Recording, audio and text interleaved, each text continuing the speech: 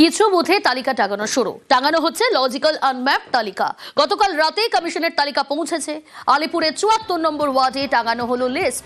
বিভিন্ন ওয়ার্ডে তালিকা টাঙাচ্ছেন বিএলএ টোরা।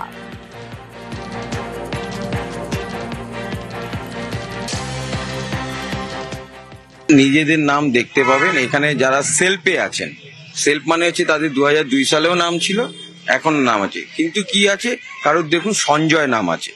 2002 সালে SONJOY আছে, এখন SANJAY লেখেন উনি।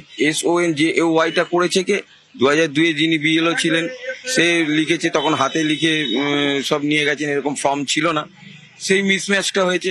তারা যাবে নিজেদের আধার কার্ড, প্যান কার্ড, যদি বার্থ সার্টিফিকেট থাকে বার্থ সার্টিফিকেট, যদি স্কুল সার্টিফিকেট থাকে, মার্কশিট থাকে, সেগুলো দেখাবে ব্যাস।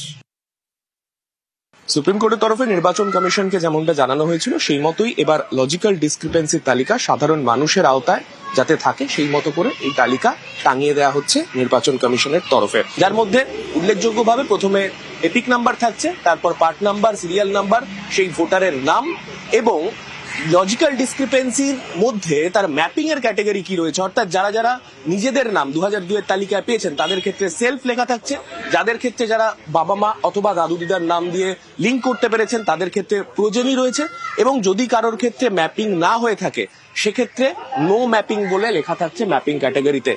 অর্থাৎ সাধারণ মানুষের এই তালিকা দেখে তাদের নিজেদের স্ট্যাটাস বুঝতে সুবিধা হবে এবং সেই মতো তারা হিয়ারিং এর তাদের যে নিজস্ব ডেট থাকবে বিএলওর সঙ্গে কথা বলে তারা পৌঁছতে পারবেন সেই সমস্ত জায়গায়। ক্যামেরায় মনোজ কুমারের সঙ্গে সান্নিক ঘোষ, নিউজ 18 বাংলা, কলকাতা।